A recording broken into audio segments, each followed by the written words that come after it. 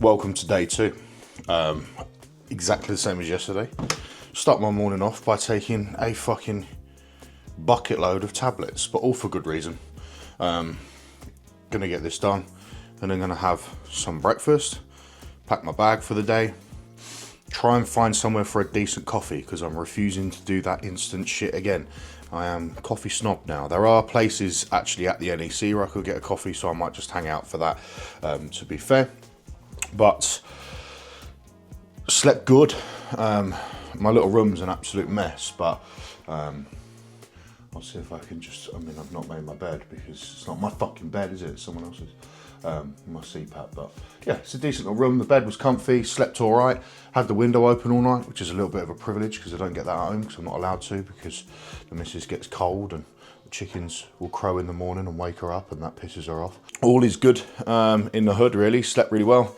I'm just keen to be better with food today, so I meant to bring a tub of Milmax with me yesterday, and I'd forgot it. I got both my shaker cups and no Milmax.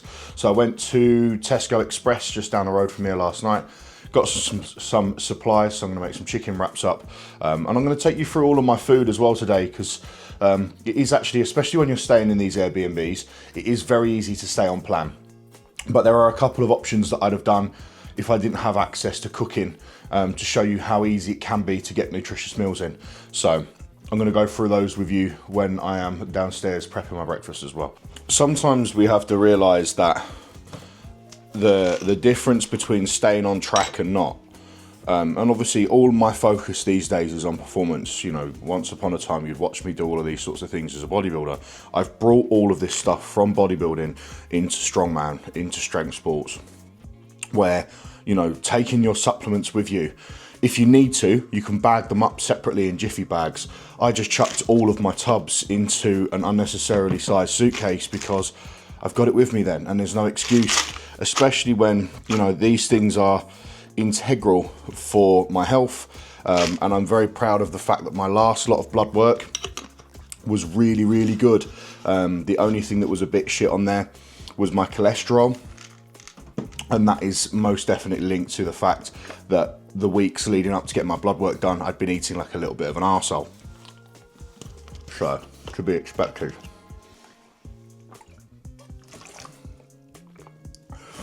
So, I'll go through these as I take them, to be fair, because it might be something of interest. And if it's not, just skip on it. So that was my Omegas. I take the Nutravita Omegas. I take 8 of those a day, which is a lot more than what's recommended. That's because I'm trying to hit a Ben-sized dose of EPA and DHA, which is going to help with heart health. But I also have krill oil now to replace this. We found online Perform have brought out a krill oil, so we've ordered that. We've ordered some for the gym as well to sell in the shop, but I've also ordered myself a tub of them. So when I've run out of those, I'll be getting on the krill oil. Multimax, this is the worst tablet in the world. I don't know what it is, but something about the smell makes me gag, so this will be quite funny. It's only one of these, but the pill is like a big chalky round pill. Fucking fantastic product in terms of its, I can smell it already, it stinks. In terms of its full breakdown of dosage is fantastic. I take one of those in the morning and one of those at night, and I hate taking them, so I'll try and do this quick. It's a very acute smell. I don't know what it smells like, but it's awful. I will top up on a little bit of vitamin D, only because on my last lot of blood work, even when I was supplementing vitamin D, I was ever so slightly on the low side. So there's vitamin D in Multimax, but I top it up with a little bit of HR Labs D3 as well. Vitamin B6, aka P5P, great product from Strong for looking after gynecomastia. That's the main reason why I take it, is it helps regulate prolactin. So when you're taking like nandrolones like MPP, or Tren, which I don't take, or Deca, this will help, especially if you're pre-exposed to high prolactin, which I am. So again, part of the reason why I have such good blood work is being on top of why, hang on. being on top of why certain things work in my body, being smart about what I'm doing, taking the necessary supplements to counteract that. Remember one thing, is your blood work is always going to be individual to you. So that means your supplement stack is also going to be individual to you. Just taking things for generalization as an assisted strength athlete is daft. It should be completely custom, and that's something that I do for my clients when they get blood work. Thrombomax. So this is, again, another fantastic product. It stops people unnecessarily taking things like baby aspirin when you don't need to.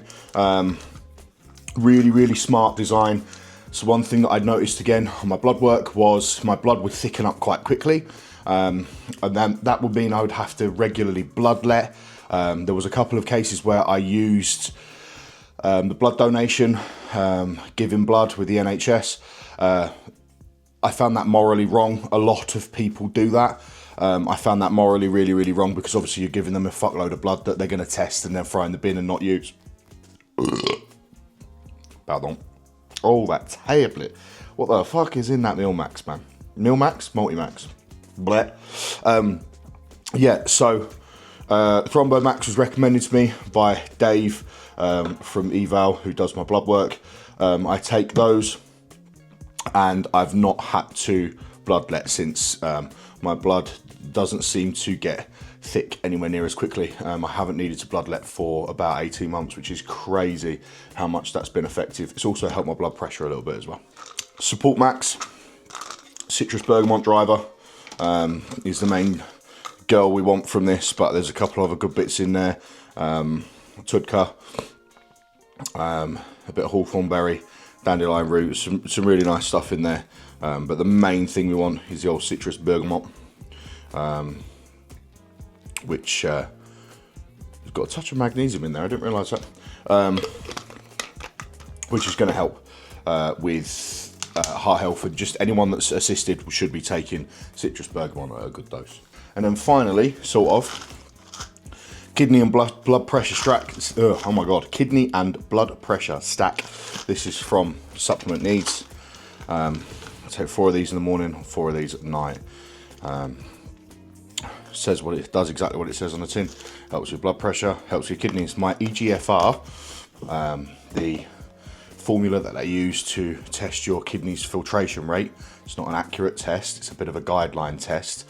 However, if your kidneys are mega fucked, that number is going to be mega low, but there also are other variables that are going to skew that number. If your EGFR isn't in a good place, then like mine always sits on the lower side, which has always bothered me. So I've had a cystatin C, which is the accurate test. I've had a kidney scan, and I've done a piss test to look for proteins within my wee. All of those come back 100%. My kidneys are totally healthy. My EGFR just kind of sits in that range because of my size, but also just genetically how much creatinine will be present in my body at one time. So it just is what it is. And there's nothing wrong with that. I've had it double and triple checked. I've got a spreadsheet of all of my EGFR, so I have a range between 52 and 62. That's my range. Anything below that is concerning. Anything above that is an absolute win. My last lot of bloods, I came back at 62, which was ever so slightly in range, which is nice. But it's heavily dependent on loads of different factors. I have a little bit of a hunch with that as well as to why I seem to accumulate fatigue quite quickly. You know, I think I need 2 or 3 weeks off to really flush out the levels of creatinine in my body. But that's just a hunch and, you know, anecdotal theory, probably a load of bollocks, let's be honest. So keeping on top of that's really, really important. Although my kidneys are fine, it's something I'm always paranoid about, but it's something that, again, anyone that's assisted should be looking after their kidneys. Your kidneys and your heart are the main two that you really, really need to focus on. And then if you're someone that insists on using higher, more toxic substances, tren, orals and so on, then you're going to need to take something for your liver as well. And that's that. Then what I'll do in the evening is I'll take 4 more omegas, 4 more kidney, and I'll bang in a couple of magnesium tabs as well. That's the Trained by JP magnesium tabs that we get in at the shop, in at the gym. So I'll take those at night time. Obviously the magnesium massively helps with hydration and of course sleep.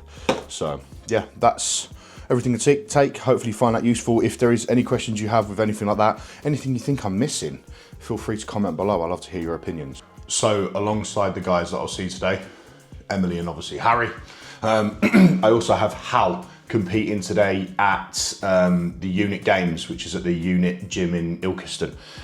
So his prep's gone very, very well. That's a strongman competition. So I need to drop him a little message. Let's do some breakfast. Do some fucking breakfast. Right, let's get this fucking, I need to try and get this pan like red hot as I can possibly get it. I just realised as well that whilst I'm doing all of this, you'll be seeing the back of my head and probably laughing at me mullet. Still haven't sorted it. Still haven't sorted it because I still haven't got a plug.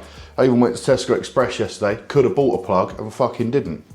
Right, that pan needs to get fucking red hot. So I was gonna have steak and a sweet pepper for breakfast. I've got some fucking pan au chocolat to warm up, which is definitely not my normal plan. Normally I'll have sourdough, but I'm fucking treating myself to a little pano, a little cheeky pano, which I'll need an oven tray. But this ain't my house. See, I was organised yesterday, bought some fucking tinfoil, but I couldn't buy a plug. 4 premiums on there, they'll go down well. I will make up one of my protein shakes. So I don't have typical, can you see that on there? No. I'll bring it down a little bit. Let's bring it down a little bit. I'll make this on top of this cooler box so you can see. I don't normally have, or I don't have ever, standard protein shakes. Obviously I mentioned about having Meal Max, the heavy meal replacement shake, and then drink more water. And that's a fucking decent product. And it serves its purpose, but regularly I don't have hello chocolate. Yeah. I thought it was just some poo on my shaker cup, but it wasn't. It's the chocolate off the pano, so we're all right. I don't have whey protein regularly because quite simply I don't digest it well. And if I'm being honest, it all tastes crap. Like, it tastes like chocolate whey, not like chocolate.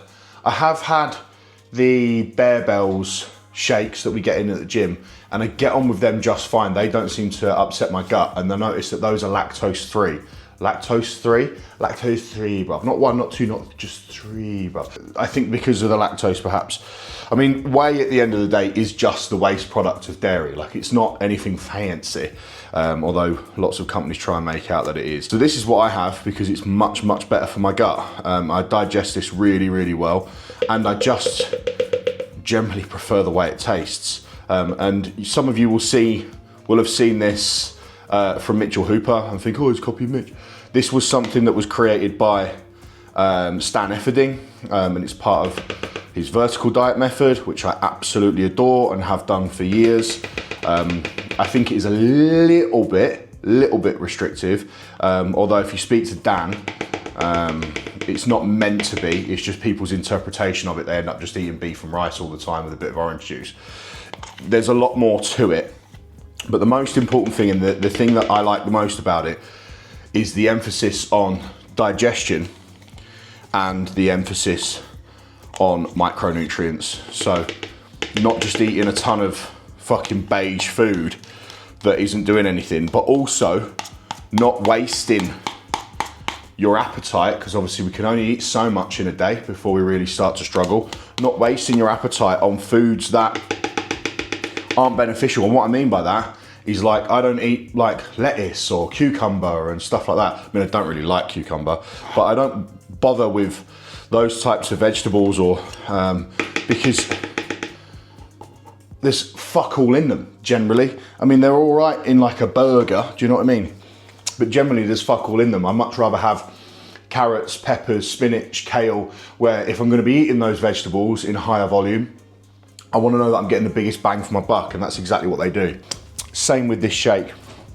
Like, why have a whey protein shake that doesn't have that much micronutrient beneficial in it when I can have that which as we know, Greek yogurt, I really need to drink some water this morning, oh my God. Greek yogurt is fantastic for your gut biome anyway, and then I'll couple that with proper fruit juice, not concentrate or anything like that.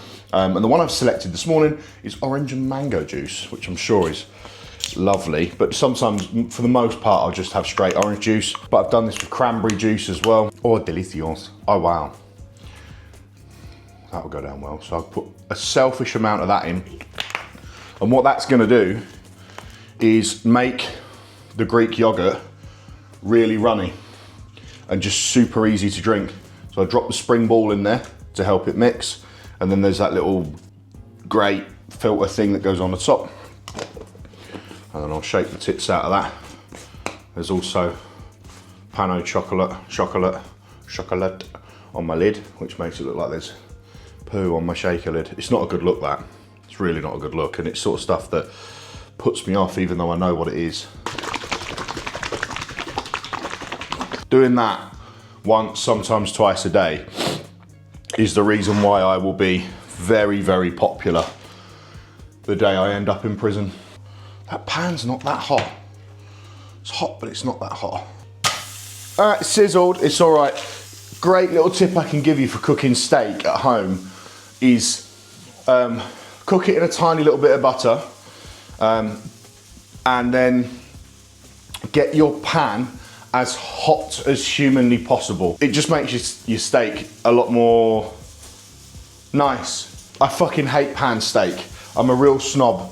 I've got a grill at home, and that time of year is coming where I'm more than happy to stand outside of an evening, and it's getting a bit lighter now, and flame grill my steaks on a barbecue because they're just the fucking best. I have steak every day, usually in the evening. It's my very last meal of the day. I'll have a steak because it's my favorite meal of the day. Another fantastic tip I can give you is if you are eating a lot of food, put your most enjoyable meals at the end of the day, because when you're absolutely stuffed, they're easier to eat. So steak and chips is a meal that even if I was like chronically ill, I have my steak and chips at the end of the day, usually with a chopped pepper of salts. But today, it's gonna be a bit random actually, but I'm quite looking forward to it. I bought some coleslaw to go with my chicken wraps. I've got mango, coconut, lime chicken mini fillets from Tesco's, which I'm fucking excited because those are banging. I've had them before. I'm gonna smash all them into wraps today, and I was gonna put coleslaw with them, but I've changed my mind. I'm gonna put a chopped pepper with them today, and that will mean that the coleslaw will be for tomorrow's wraps, but also with my steak this morning, which you're probably gonna think is really weird to have steak and coleslaw for breakfast. But I'm not prejudiced. I'm not one of these people that's really fucking, oh, that's not a breakfast meal. You should have this for breakfast because that's a normal breakfast. Why do you care? The most important thing to have at breakfast is a good source of protein, some healthy fats, and some carbohydrates if you deem it necessary. That's literally it. The most unhealthy thing I'm eating this morning for breakfast is 4 pano chocolates, but that's because it's the weekend. I always have a little bit of a treat at the weekend, and to be fair, it normally comes in the form of bacon, because bacon's good for me. That's breakfast done. And that's always the stuff that blows my mind when people tell me that, you know, they work away. I'm working away. And they can't get the food in, or just eating's difficult and this, that and the other, and they opt for hotel meals and blah, blah, blah. And if that's, you know, all you can really stretch to, then so be it. But when you're as dedicated as I am, you know, hyper fixated on goals and so on, this isn't particularly difficult. Now, some of you are probably watching this thinking, yeah, but he's in an Airbnb, he's got a kitchen, he can cook and blah. I stay in a hotel. The only difference is with this meal, just this meal, is the steak. Like my croissants, or what would have been my sourdough, would have just been cold. I've got strawberries here that I bought last night as well, forgot to mention those. Coleslaw's coleslaw, you can eat that out of a pot, but that would be a chopped pepper, which you can eat raw. And then my steak would have been, you know, realistically, I'd have looked at getting, you can get like the pre-cooked stuff, like the sandwich packet beef, or beef jerky. And then that's that meal exactly the same. You know, it's not as luxurious, but it ticks the same fucking box. Likewise for my wraps that I've just made. The only difference between them would be pre-cooked chicken, which is just sandwich chicken. I'd have bought some pre-cooked chicken, chuck that into my wraps, and be in exactly the same position as I am now. The rest of my stuff, like my yogurt, that can be done.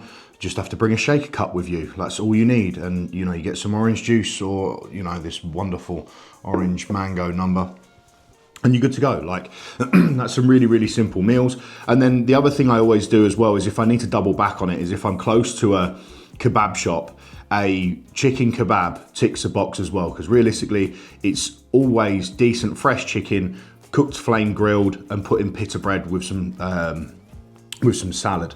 It's not, you know, necessarily bad food. You know, it's not like it's deep fried or anything like that.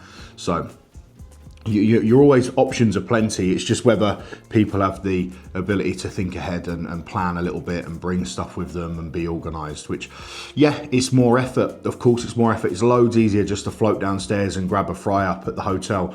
Of course it is. But what's more important, like doing this and being on top of my goals is more important to me than just grabbing a fry up in a hotel, which, don't get me wrong, I've done that in the past as well. So I'd just rather do this because this brings me closer to my goals. So, right, I'm going to smash this now, and then I need to get off. Well, that went fucking really well. It might not have looked like it necessarily on camera, but that was 2 reps for Em, which is a massive PB. So the fact that she had the time to step out and breathe and try for a third is fucking awesome. And I think if she'd perhaps have stepped out and waited that little bit longer, I think the third, excuse me, wow, it's that nice juice from this morning. I think that third would have been there, which is fucking awesome, because realistically the third is just us being greedy. So to hit the 2, she'd have been happy with 1. So hit the 2, absolutely superb. I could see from a warm-up she was on, she flicked 140 up really, really well in warm-up, so absolutely brilliant. So we've got all of the men now, but there's not loads of them, there's less than yesterday. So it's going to move relatively quickly, but I'm going to go get a coffee, because I still haven't had a coffee. Okay, giving you guys another little update as to where we're at. So Emily has done the Husa bag carry, which was another big PB, a big moment where she's really struggled with the pick in training. We've looked at loads of different techniques, and you know, baseline strength just needs to come up for her to be able to manage those bags better, which is something we'll work on in off season. But then she went and smoked it, absolutely smoked it just now, which was so good to see. It was the bit we were probably the most nervous about for the day, is whether she was going to get a decent pick on that bag, and she fucking did it, and it was fucking stunning. So yeah, one very, very happy coach. She put in a really good time there as well. We decided before competing, we've decided that she isn't going to go ahead with the axle press today. The reason being is it's 70 kilo on the axle, which is just out of her grasp at the moment. It's not realistic that she's going to be able to get a rep on that, and there's just absolutely no point her trying to get a rep on that today and risk injuring herself and ruining the rest of the comp, because sandbag to shoulder is what's coming up next. She's decent at that, and then a big heavy yoke to finish, which is going to be a nice moment, and just a strong finish if she can see it done. And to see her risk it for what would be a 1 rep max on the axle, of which the stars would have to be aligned, it would be 110% of her max, so it's quite unrealistic for that to go up today, especially with it being the 3rd event. And that's where we just have to be a little bit more realistic with things at times. A lot of you will probably watch that and think, oh, just give it a go anyway. But giving it a go anyway, taking that risk, and that risk resulting in her being injured, unable to complete bag to shoulder, and then unable to complete yoke at the end as well, and basically cut her day short, that would be a really, really dumb decision, especially for me to give the nod for that to happen. So being smart about it is going to allow her to enjoy her day more, which is the primary reason why we're here. I still need to drink more water apparently, because I can't speak. So we've got sandbag to shoulder coming up next. We've been waiting around for a bit. I went for a bit of a wander to enjoy some of the expo, and really didn't enjoy it. Not because it's the expo's fault, because I decided to walk around when it was definitely at its busiest. It took me 40 minutes to get from the strongman end, which is here, to the powerlifting end, which is all the way down there. It's probably a 5-minute walk, but it took me like, must have been close to 40 minutes because there's just that many people. But all the big names were walking around, all the celebrities were here, so there was lots and lots of queues. But that crowd's now dropped down by a good 40%, so it should be pretty easy for me to get across now to Harry. I'm going to need to leave here at 3 o'clock or just after 3 to get over to him, as he lifts at 4:15. Hopefully that means I get to see Emily's yoke, so we'll just see how we get on. Sandbag to shoulder next, let's do it. So finishing, Emily did the sandbag to shoulder, got 2 reps there for another PB. So her performance is outstanding and it's exactly where we'd want it to be. She has PB'd on every single event, am I right in thinking that? 2 on the deadlift was a PB. The pick on the Husa bag was definitely a PB in terms of performance. She didn't do the axle as I mentioned, and the sandbag to shoulder was a PB. So yeah, we're sitting on as good of a performance as we can ask for at the moment. So that's pretty damn good with yoke left to go.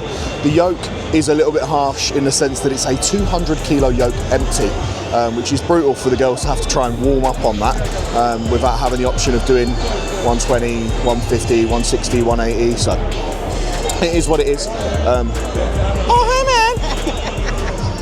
man. Sorry, mate. So yeah, we will. We'll see how she gets on. I've just given her a little bit of a pep talk. We've got like a 45-minute wait now until she does that. Timing wise, it should work out absolutely perfect though, as she's the first heat out. That means they go at 2:45. And then I need to get over to Harry for just after 3 o'clock. I need to leave here just after 3 o'clock to make the big walk all the way over there to get Harry all sorted. So yeah, exciting stuff. Very keen to just see how she gets on this next one. I want the big finish for her because she's had a good day so far. Like the fact that she's sat 19th out of 19 but is absolutely buzzing is why we do it. Em has only just stepped into the inters category, so you know, she's at the bottom of that food chain, but she's exactly where she belongs, and she's progressing all the time. So, you know, one thing I was just saying to her then, and this is another nugget of advice that I can be giving to you guys, is recognise that when you're making your way through the ranks, performance is more important than placings, especially when, like, you know, if you've done really, really well and placed podium in a comp where you're significantly better than everyone, and you had to sandbag to win, it's probably not where you should be. But being in a comp where you're having to push yourself is really, really important, and something that's really, really integral in terms of your progress is being able to recognise that your performances will get you placings in time. If you're progressing every single time you compete and you can clearly see that you're making progress, then the placings will come eventually, especially if you've just leveled up to a new category. So you've gone from novice to inters or inters to opens. You're going to be at that bottom of that food chain for a little while, and that's totally okay. So don't worry about that if that is you and you are the bottom of the pack at the moment. Someone's got to be, but just keep working, focus on performance, don't let placings dishearten you, and eventually the placings will come. Take it from me.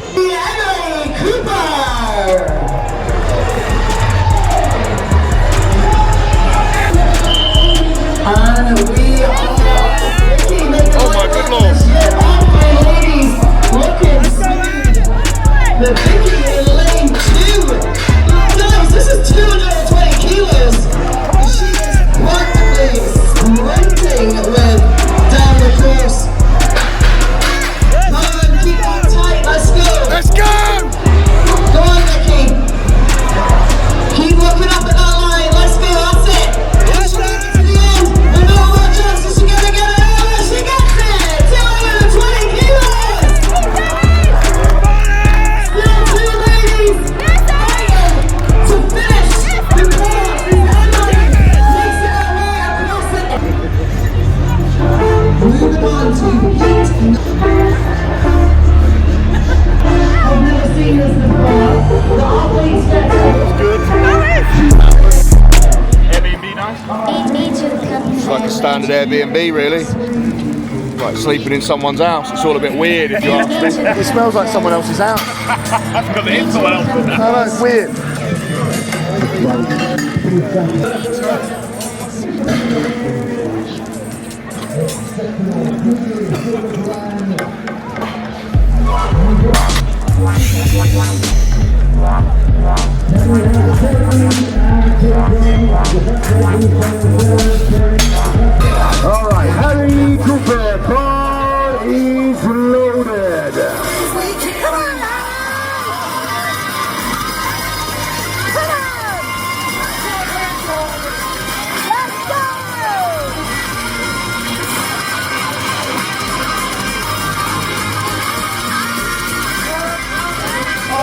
yes. And that was almost like a token. Lift their last warm up. 32.5 kilos, 332.5 kilos. Harry Cooper has counted the points. He knows 332.5 is not only the British record, it is also enough for the best equipped lifter trophy today. So Harry Cooper for the best lifter trophy and for the British record lowers the bar to 332.5 kilos. The biggest lift of flight 5 today. Ladies and gentlemen, can we have a round of applause? Harry Cooper, loaded.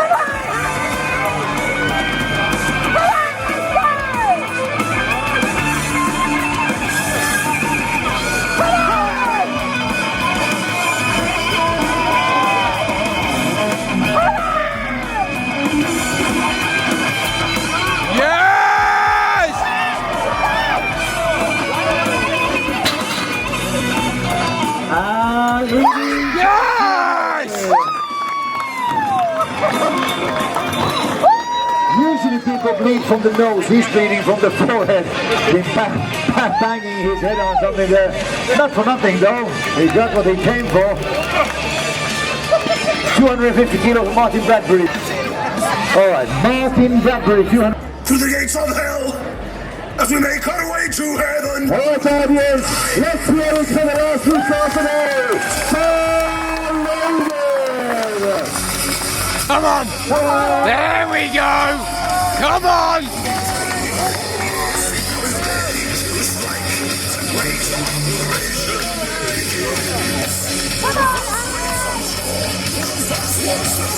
Yes! Go! Oh! Can we hear it first? Hi. You want a kiss? You want a kiss? That's alright. 110 single ply open, Mr. Harry Cooper.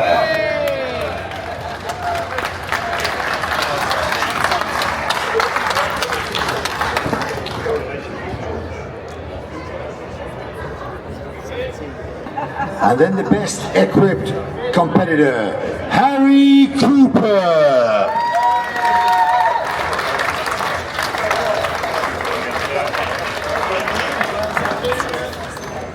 Oh, what's going on, sports fans? Well, that is day 2 done. Fucking hell, that went well. So you'd have just seen all of the stuff from Harry.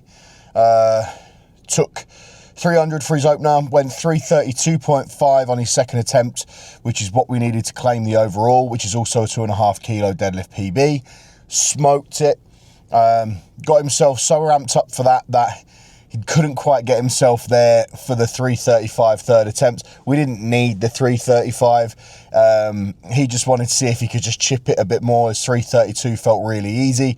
But I think he just used up all his super sauce and adrenaline there, and it just wasn't going to happen. So it also, I think if he knew he needed the 335, music's come on. If he needed the 335, he said he could have hung on to it and pulled it, but his body's just a bit achy and not feeling amazing after the 332, so he kind of just didn't have the willingness to really take it there, which is totally fine. As the job was done, we won the overall. Obviously, he won his class as well, but the main thing we come for is an overall, which is another one under our belt, which is just amazing. And good to see him happy. We're going for dinner tonight, me, Harry, and his wife, Harriet, which would be nice. And then also Hal at the unit gym in Ilkeston. Smashed it. Had some really, really good events. Couple of little mistakes with a couple of the events. I think the farmers, there was a little mishap with the farmers that meant that you couldn't quite pick them up. They sort of got crossed over a little bit, and he wrestled with it and it just wouldn't go. And then I think the stones just seemed to slip with a 100 kilo stone, which put him off and threw him. But everything else he did was superb, and landed himself 6th place in his first inters. So we're happy with that. So overall, a very, very, very good day. Emily PB'd on everything. Harry PB'd. It's been a full weekend so far of PBs, which is really fucking cool, which puts the pressure on old Josh for tomorrow, but luckily he has no idea. And when I see him tomorrow morning, he's like, how did everyone get on this weekend? I'm like, yeah, man, good. I won't be rinsing it too much because Josh puts enough pressure on himself and he is a bit of a warrior. So we just need him confident for tomorrow. But I'm going to wrap this one up here because I just want to get back now. It's late enough as it is. It's 6:10. So yeah, I want to get back, get showered, go for dinner, relax, have a bit of an evening, get some good sleep. I had good sleep last night. Hopefully I can replicate the same tonight, and then get food prepped in the morning and go and see Josh. So I'll see you in the next episode. Until then, peace, love and cake.